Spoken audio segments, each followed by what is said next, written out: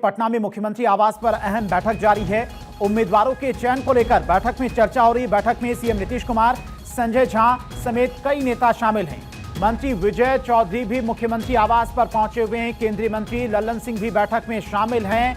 तो लगातार एनडीए में सीटों को लेकर गहन मंथन जारी है और मुख्यमंत्री आवास पर भी बैठक चल रही है। बैठक में सीएम नीतीश, संजय झा समेत कई नेता शामिल हैं। मंत्री विजय चौधरी भी बैठक में मौजूद हैं।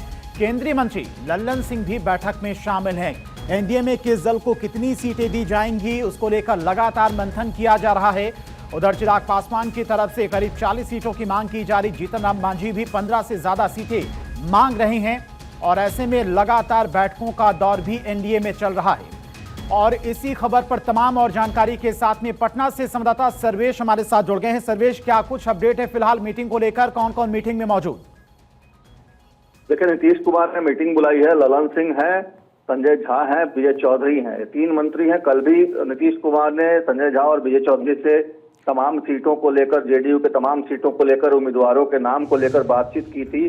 और आज ललन सिंह उसमें ऐड ऑन हो गए हैं, क्योंकि ललन सिंह आज ही पटना पहुंचे हैं। और पटना आने के बाद उनसे नीतीश कुमार ने बीजेपी से जो उनकी बैठक हुई थी उसमें क्या बातें हुई, इन तमाम चीजों पे वो पूछताछ कर रहे हैं, दरियाफ्त कर रहे हैं। इसके अलावा जो उम्मीदवार होंगे चुनाव में, उनके नामों को लेकर भी चर्चा कर रहे हैं मुख्यमंत्री कि कौन कौन से जेडीयू के उम्मीदवार होंगे, जो जिताऊ उम्मीदवार होंगे। पिछले जितने सीटों पर जेडीयू चुनाव हार गई थी उसमें कौन कौन से ऐसे उम्मीदवार हैं जो चिराग पासवान की वजह से मैदान में आने की वजह से चुनाव हार गए थे, उनकी जगह पे वैकल्पिक किसको चुनाव मैदान में उतारा जा सकता है, या पहले जो जिनको उतारा गया था क्या उनको दोबारा रिपीट किया जा सकता है। तो इन तमाम चीजों को लेकर एक तरह से कहा जाए तो मंथन चल रही है। इंटरनल बैठक है नीतीश कुमार की ये, और इसके बाद नीतीश कुमार अपने उम्मीदवारों के नाम की घोषणा करेंगे। सर्वेश, क्या कोई जानकारी मिल पाई है जेडीयू कितनी सीटों पर मैदान में उतरने वाली? विधानसभा चुनाव में कोई फाइनल हो पाया है? देखिए, 105 सीटों की मांग लगातार जेडीयू की तरफ से की जा रही है और 105 सीट जो है उसकी बात लगातार आ रही है कि जेडीयू 105 सीटों पर चुनाव लड़ना चाहती है, बीजेपी 101 सीटों पर चुनाव लड़ना चाहती है। लेकिन जो घटक दल है उन्होंने जिस तरीके से अपना रवैया इख्तियार करके रखा है उसको लेकर कहीं ना कहीं बवाल मचा हुआ है। और उसको लेकर यह स्पष्ट हो गया है कि अब आगे आने वाले दिनों में ये जो है ऊंट करवट बैठते हुए नहीं दिख रहा है, क्योंकि लगातार ये डिमांड हो रही है कि जो चिराग पासवान है उनका कहना है 40 सीटें उनको चाहिए। आज जीतन राम मांझी ने 15 सीटें कम से कम डिमांड कर दी। तो ऐसी परिस्थिति में यह अब स्पष्ट हो गया है कि 105 सीटें और 101 सीटों का जो फार्मूला जेडीयू बीजेपी का है वो संभव नहीं हो पाएगा अगर चिराग पासवान और जीतन राम मांझी गठबंधन में रहते हैं तो।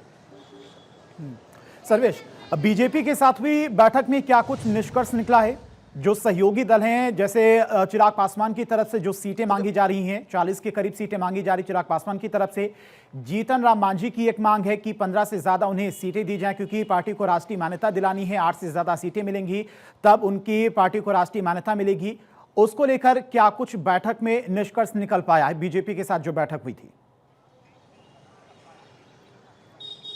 देखिए, बीजेपी के साथ आज एनडीए की बैठक नहीं हुई। एनडीए की बैठक प्रस्तावित थी लेकिन अभी तक एनडीए के लोग वहां नहीं पहुंचे हैं। अभी एनडीए की बैठक आज होनी थी लेकिन चिराग पासवान, क्योंकि जिस तरीके से अलग रवैया अख्तियार उन्होंने किया हुआ है, जीतन राम मांझी ने अलग रवैया अख्तियार किया हुआ है, तो एनडीए की बैठक अभी तक नहीं हो पाई है।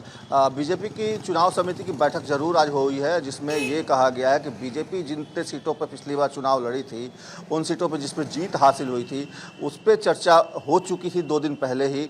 और जो बची हुई सीटें जिस पे बीजेपी चुनाव हार गई थी, आज उन सीटों को लेकर चर्चा हुई है कि वहां पे कौन कौन से उम्मीदवार हो सकते हैं, कौन से जिताऊ उम्मीदवार हो सकते हैं, वहां पे किनको चुनाव मैदान में उतारा जाए, इस विषय पे बातचीत हुई है। एनडीए की बैठक आज होने वाली थी शाम को, लेकिन अभी तक क्योंकि एनडीए के तमाम नेता अभी एक मत नहीं हुए हैं, इसलिए वो बैठक अभी तक शुरू नहीं हुई है, ना ही उसकी कोई समय सारणी स्पष्ट हो पाई है। ठीक है सर्वेश, नजर बना के रखिएगा। बहुत बहुत शुक्रिया आपका तमाम सारी जानकारी के लिए।